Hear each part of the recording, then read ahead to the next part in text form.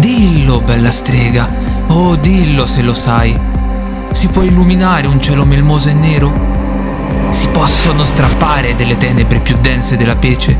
Senza mattina e senza sera, senza stelle, senza lampi funerei? Si può illuminare un cielo melmoso e nero? Dillo, bella strega, oh dillo se lo sai.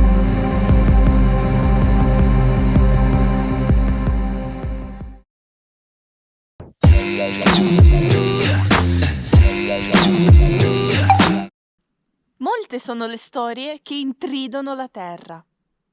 Molte di queste sono state dimenticate, ma altre, incise a lettere di fuoco, è possibile ancora udirle, a volte nascoste in qualche sussurro. I lugubri mormorii raccontano spesso storie di mostri, esseri deformi che neppure la fantasia di un bambino avrebbe mai potuto immaginare. Riuscite a sentirli? Riuscite a sentire i lugubri lamenti della masca micellina? La nostra storia inizia nel 1500 in un piccolo borgo del Cuneese conosciuto come Pocapaia. Tra le colline del Roero, una giovane donna originaria di Barolo siede scomodamente in una carrozza diretta a Pocapaia. È turbata perché oggi è il giorno in cui sposerà un uomo che conosce poco. E forse quel poco è quello che detesta già. Ma il matrimonio avviene e in breve tempo la giovane donna si ritrova a vivere con suo marito in una piccola casetta. Ben presto, tuttavia, a Pocapaia si diffonde la voce che questa donna è in grado di procurare mali e sciagure attraverso oscure pratiche magiche. Le voci arrivano anche alle orecchie del marito, che è venuto a conoscenza della cattiva fama che la giovane moglie andava acquisendo, cerca di distoglierla da quegli interessi che giudica insani e pericolosi utilizzando ogni mezzo. Dapprima gli riporta quelle malevoli voci, mostrandole quanto quelle arti magiche a cui ormai sembra avvezza stiano devastando la loro reputazione. Ma in seguito, non ottenendo risultati, decide di usare il bastone. Ma neppure quelle brutali vessazioni sembrano convincere la giovane donna ad abbandonare le arti magiche.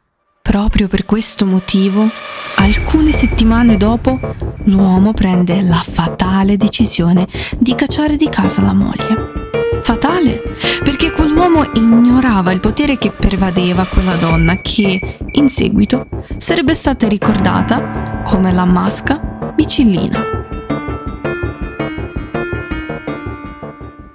Pochi giorni dopo, in un giorno assolato, l'uomo si romperà il collo cadendo da un grande albero su cui si era arrampicato per raccoglierne i frutti.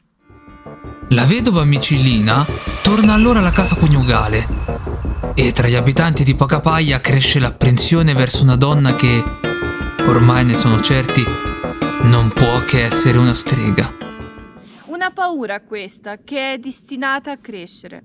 Solo pochi giorni dopo, Il panettiere del paese, che aveva avuto un battibecco con Micellina, viene trovato morto nella sua bottega. E a seguito del ritrovamento del cadavere, molte persone lamentano di essere state colpite dai malefici della temuta masca. E le voci, infine, arrivarono al tribunale dell'Inquisizione. Il 29 luglio del 1544, su un carro trainato da buoi, la masca micellina viene portata sulle rocche del Roero per essere processata.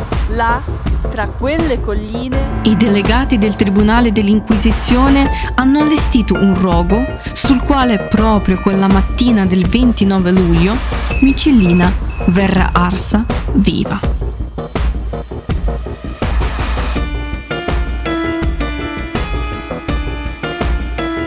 Si racconta, tuttavia, che appena le fiamme iniziarono a divampare, la masca micellina scagliò sui presenti una terribile maledizione.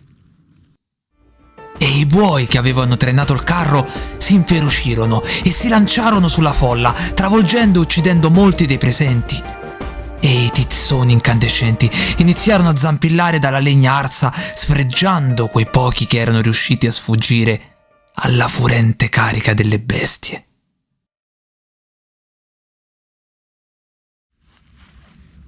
Infine, la Masca Micellina morì tra le fiamme. Probabilmente questa storia è solamente una leggenda.